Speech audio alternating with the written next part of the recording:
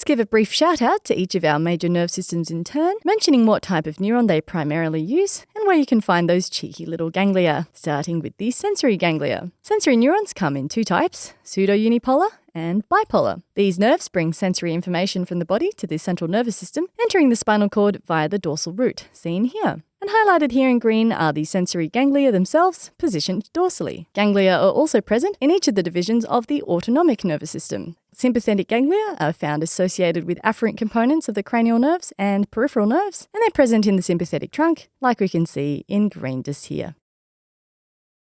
And as three distinct peripheral ganglia, and these are the celiac ganglion, the superior mesenteric ganglion, and the inferior mesenteric ganglion, which is not visible on this image. Parasympathetic ganglia are situated in the tissue that they innervate. The efferent neurons of these are, of course, the exceptions cranial nerve 3, cranial nerve 7, and cranial nerve 9. Cranial nerve 3, the oculomotor nerve, sends signals to the eyes via the ciliary ganglion. Cranial nerve 7, the facial nerve, travels to the sphenopalatine and submaxillary ganglia. And cranial nerve 9, the glossopharyngeal nerve, shoots into the optic ganglion.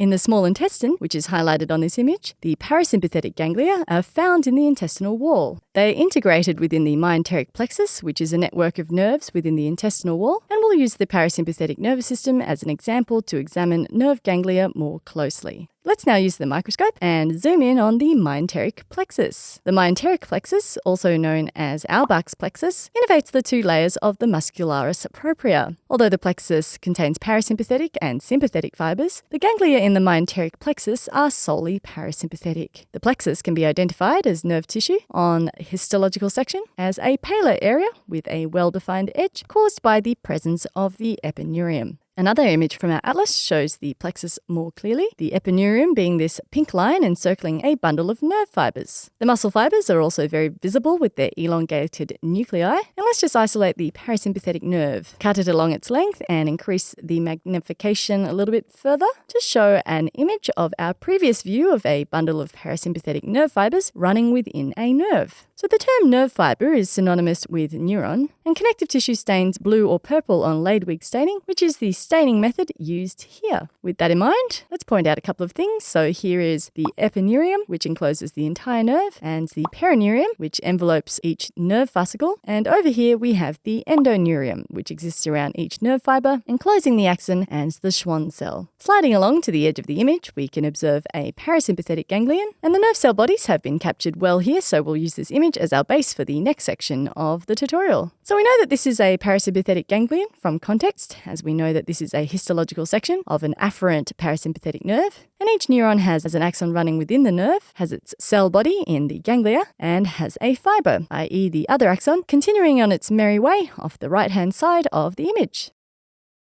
If you found this quick anatomy or physiology video helpful, you'll enjoy our video tutorials even more. Click on the button and you'll see what I mean. We have hundreds of videos available to our premium members, not to mention all the fun quizzes, complete articles, and atlas sections to solidify your knowledge. Click on the button in the middle to watch the full-length video and master anatomy and physiology.